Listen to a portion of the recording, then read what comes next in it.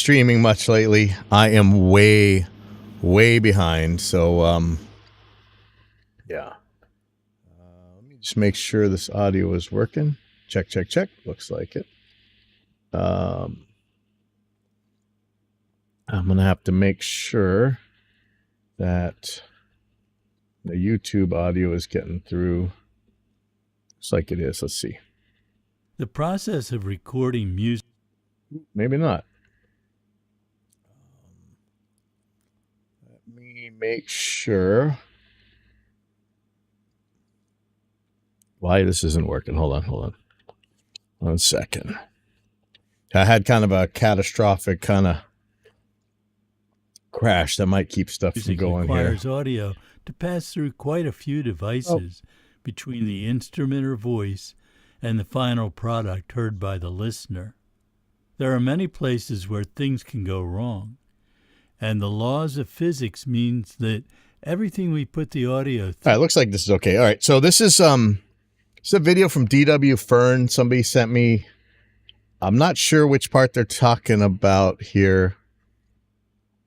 I think it has to do with DAW summing, if we want to get into the DAW summing myths again. But if you don't know Fearn, this is a company. Here's the thing about its history, but what I know about them is during the Project Studio revolution, these things were everywhere. Like this were very handy pieces of rack gear you could have around your ADAT studio or whatever, or whatever studio. And but they weren't stupid expensive at the time. I think people used to buy, there was like a mic preamp one, but it had a DI. So people, they're using it for everything, mics and bass and stuff. I think, I'm trying to remember. I'm always suspicious about places that don't put their prices on things. Oh, well. Anyway, maybe he just sells to dealers, which is not necessarily a bad thing. Anyways, all right, let me shut up. Let's take a look at this. So he's saying that, your audio chain is only as good as your weakest link, which is true. But man, today with that weakest link is a non-issue. Even you spend $100 on a Focusrite Solo. It's a pretty good chain. Your weakest link's gonna be your room. Through has some inescapable negative effect on the chain from musician to listener. I have always felt that it is our job to do as little harm to the artist-listener relationship. We must accept the fact that we cannot recreate the experience of being in the same room as the performer. But in most cases, that's not. Honestly, in most the recordings we're all talking about, pop music and stuff, you don't want to sound like you're in the same room as the performer. You want this magical reverb. You want this magical compression, and most of the time auto-tune and all this other stuff. We're not trying to document, and that's a thing too. Like a lot of these, I don't want to say older because there's a lot of older guys that do the modern stuff, and there's a lot of younger guys that want to do the older stuff. But the old idea was you just wanted to document that sound of that band or whatever, and then have it come out the speakers as closely as you possibly could. But that's not what 99.999999, quite a number of nines of recordings are trying to do. We're not trying to sound like the natural anything. It's supposed to sound like this larger than life giant pop thing. Not our goal. We want to preserve the artistic integrity of a performance, of course, but we also have the ability to compensate for the lack of realism by using studio techniques to make a more compelling experience for the listener. See, they're after realism. Most people are not, but I don't think that's the point of this. I have talked about that before, so I won't go into any more detail. Today, I want to look at the devices that must exist between the music and the listener. What do you think is the weakest link in that chain? The room and the engineer, every time. You may have a different one. to ruin My the engineer and the answer is artist. that loudspeakers are the weakest link. That's No another way. topic I have You could get great speakers. You put them in a crappy room, and they're not going to really represent anything very accurately. talked about previously. So if you want to hear more about that, listen from I don't. Let's go February on. 2020 with an improved device, never-ending and expensive quest to replace the weakest link. As you solve each problem, you get into deeper layers of new problems. There are those out there. Not necessarily. When you cure noise, sometimes noise is just gone. When you fix your acoustics, yeah, your problem now is you've given up some space to that acoustic treatment, but it's not really never ending. That do not really care about quality. Maybe they cannot hear the difference, or And there's always the gaslighting. Oh, you can't tell that this maple fingerboard sounds 10,000 times better than the rosewood fingerboard? Oh, you must not have the right ears. Oh, you just don't have good enough equipment to play it back on. That's why you can't hear it. Never mind that you anything that can be distinguished can be measured. Anything that can be heard can be measured. And yet they'll never provide those measurements. Why is that? I don't want to clown on D.W. Fearn. I may not agree with him philosophically, but I don't think that's what this is about. And you know, honestly, his devices work. He's got good stuff. the crudeness of the sound is part of their style. Yes. Or maybe the genre requires a lo-fi sound. Not just lo-fi. It's not just that it's bad or it's lo-fi. We can talk about fidelity and these cheap audio interfaces, even the ones from Behringer, whatever. I don't want to get the Germans mad. Even those have an insane amount of fidelity compared to the stuff that a lot of these guys worship from back in the day. You think a tape recorder is flatter than a modern audio interface, even an El Cheapo one? I don't want to sound like a stuck record, but go to my page or anybody else who's measured this stuff, and you'll see these things are ruler flat. If any of those apply, then your life will be much simpler. I talk about that. It's not easy to make a modern pop recording.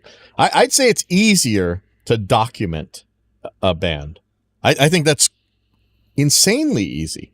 Go put up an Omni mic in the middle of the room and hit record. Done. Making these things with Taylor Swift with 500 vocal tracks on top of each other, that's difficult. In more detail in the episode, Does Quality Matter? From April 2025. My life in music recording has always been a struggle to improve the sound. The technology has come a long way in my 60 years of recording with professional equipment. And before I started, the advancements in sound quality were even more dramatic. Yeah, and I've only got half his years. So, and even in the last 20 years, the improvement in sound quality, it's insane, man. But I mean, by like 2005, you could get, Echo was making that stuff. Even before that, where you could get really good stuff for El Cheapo cheap. We went from crude recording. All right, well, let's get to the point. And in smaller, it's really subjective. Everyone has different tastes and preferences. Really good music follows some rules that society collectively has determined to be appealing to us. This varies by culture and tradition, but it's reasonably consistent. The music conforms to those traditions and what society finds attractive. That would seem to be a limitation, and I think it can be restrictive. If everyone followed the same rules and never tried anything new, but it's vital to keep music. Okay, I promise this was sent to me, and there's something in here for us. That's just, this is all cool what he's talking about, but it's not really my interesting. Thing. In most cases, we do not have much control over musical quality as recording engineers. Next is the performance. Even a classical musician playing from a strict written part, driven by a conductor's vision, bring something unique and personal to that performance. That's what they were hired to do. This applies even more to the musician performing popular music in any genre. Performativity and individuality are what they bring to the music. Next, we get to the studio technology. All right, here we go. First on this list is the studio room itself. I have talked about this in multiple episodes, so if you want more detail, listen to The Room Where Music is Recorded, April 2020.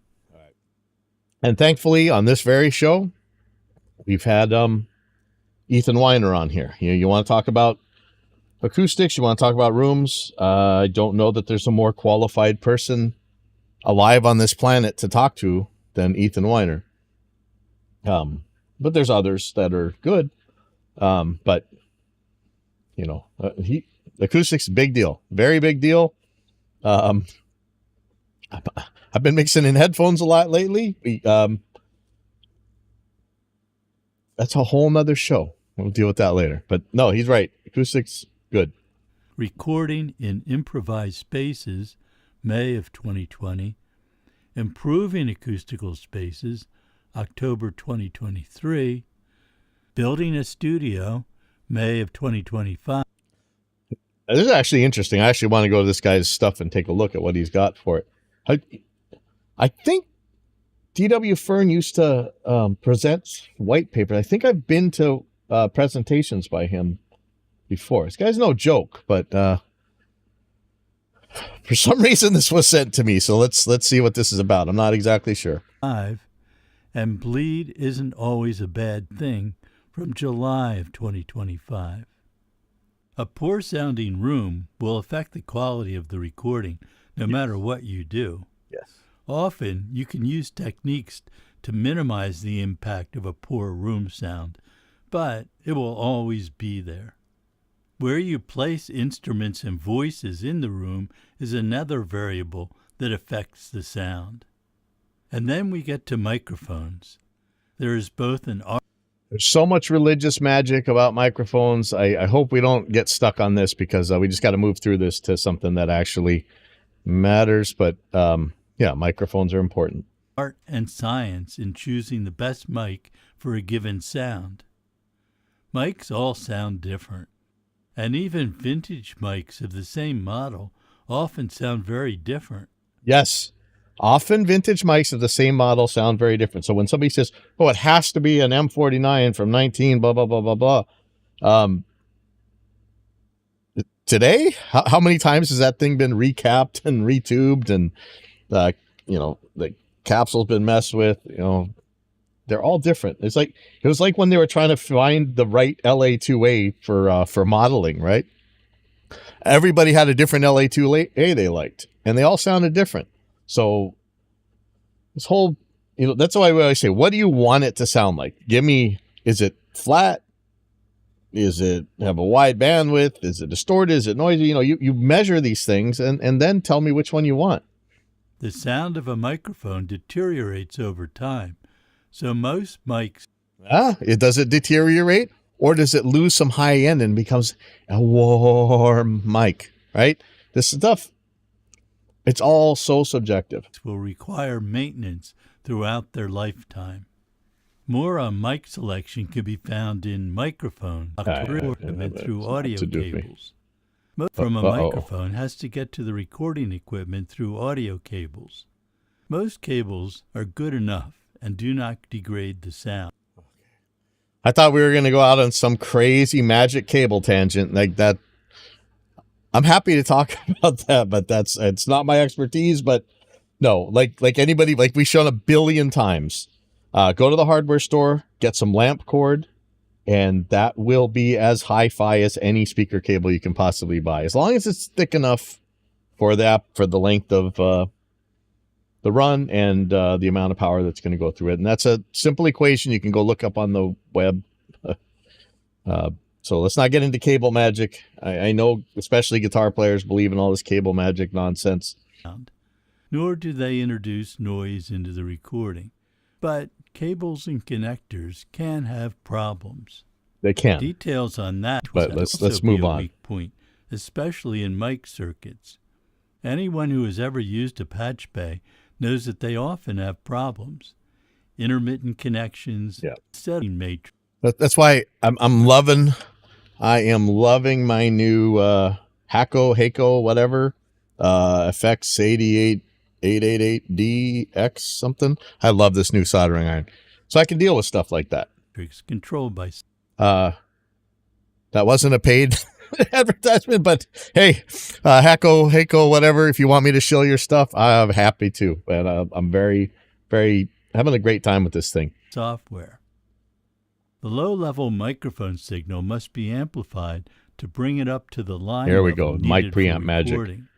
The preamp could be in a console, a converter or interface, We're just or going to pull as this a up. Sorry. standalone device.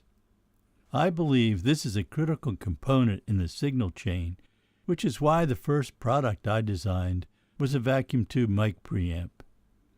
You can learn more in microphone. I mean, you can do these tests yourself. Here are frequency response of very El Cheapo Behringer 8000 mic pre's, Focusrite Octopre mic pre's, AMEC 9098, super crazy expensive mic preamp. The onboard Motu mic preamp that was actually mic preamps that had problems. The Midas M32.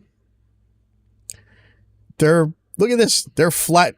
There's a cheat on the AMEC, but even still, they're all flat within 1 dB. But really, they're all pretty much flat within 0.1 of a dB. So this mic preamp magic nonsense, like I appreciate that at the time that DW Fearn really started pushing into the project studios, that there were some bad mic preamps out there. But even then, it wasn't that big of a deal. If you knew what you're doing, you get away with it. I mean, it's there are some bad mic preamps. Like here was the Art Dual MP. Not good. But still yet, it's within a dB of flat. All right. So hopefully we don't have to spend any more time on mic preamp magic. Phone preamp. It's just nonsense. A microphone to add those effects and many others through software plugins or external outboard gear. I have always found that the less electronics you put the audio through, the better the basic sound. So we're going to talk about discrete versus op amps and stuff, but measure it. Just measure it. Usually work pretty well on the digital part of the path, but they differ mostly in the analog stages on the inputs and outputs. Most of us record to a computer drive through DAW software. You would think that the design of the software would make every DAW sound the same. Here we go. Sorry that it took 18 minutes to get here, but now I hope we're not in the DAW summing myth here. But they don't sound the same. They do. Regardless of the converter. They do. All right. 1 second.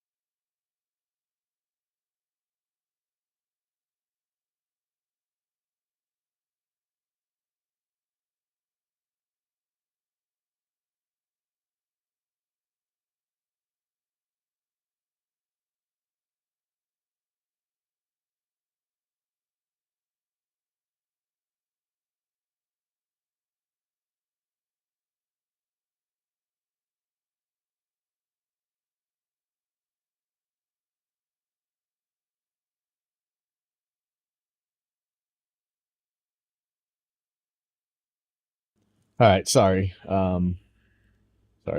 Okay, where were we? All right, let's just do something real quick.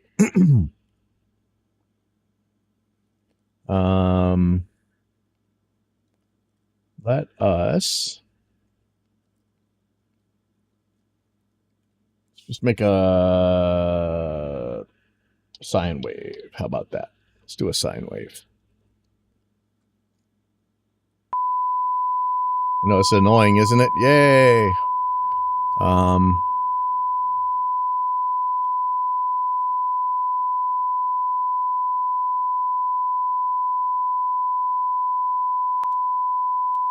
Okay, I'm gonna apply effects to item as new take. Okay. Okay, so now I got a track of sine wave here. Okay.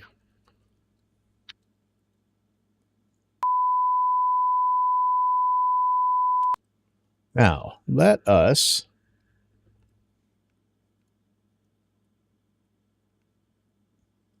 make this a little more complicated. So I think that's a 1K sine wave. Let's so how about some white noise?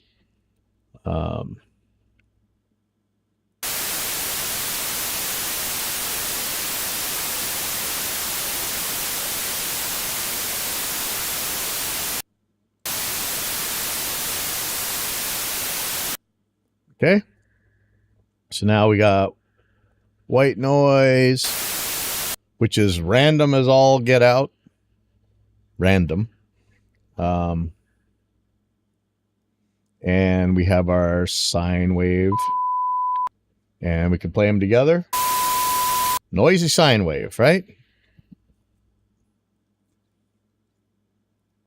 Let's render this track.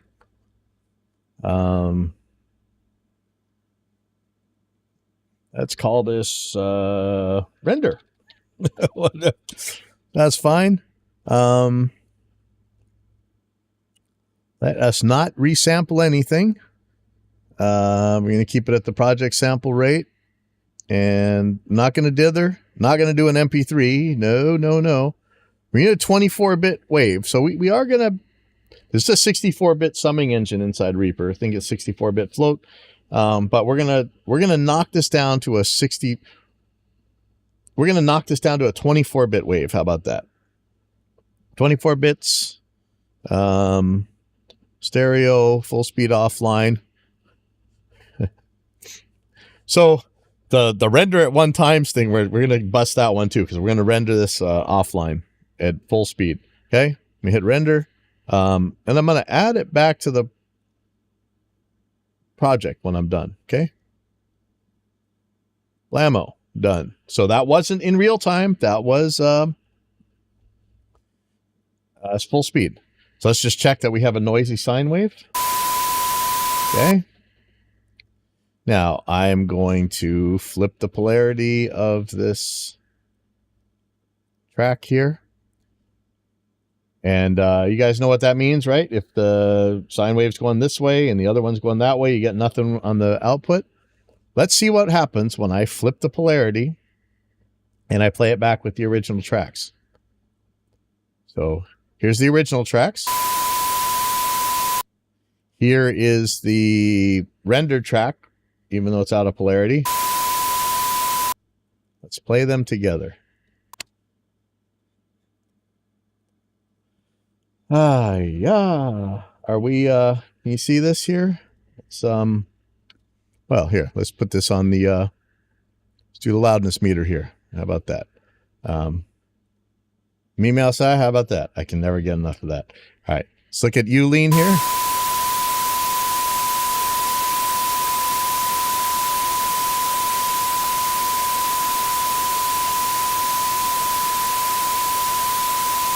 Okay, let's take a look at the render.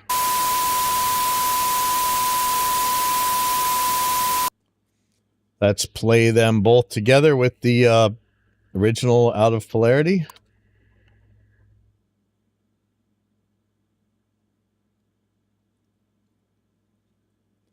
What do we got? Nothing. I mean, we got the thing when it flips to loop or whatever, but there's no audio. Are you going to flip again? I mean, I could even make that not happen, but don't worry about it. Nothing to see here. All right. So we got nothing. Scratch, Zippo. All right. If DAWs sound different, and there are pathological cases where you can make DAWs sound different than each other. You used to be able to make Pro Tools mess up real easy. That was when it was fixed. But even then, you wouldn't do that in the real world. I mean, there might be some edge cases and stuff, but I mean, today, forget it with the floating point. There's nothing there. So even if DAWs sound different, this is Reaper. Reaper doesn't have a sound. Reaper's render is exactly what you just put into it. I mean, a sine wave and white noise at the same time, and you still get nothing. Nothing. And the worst part is, let me play this again.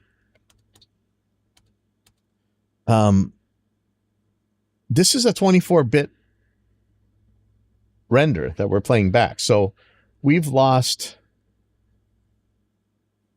oh my God, my math is bad. 64 minus 24, whatever that is.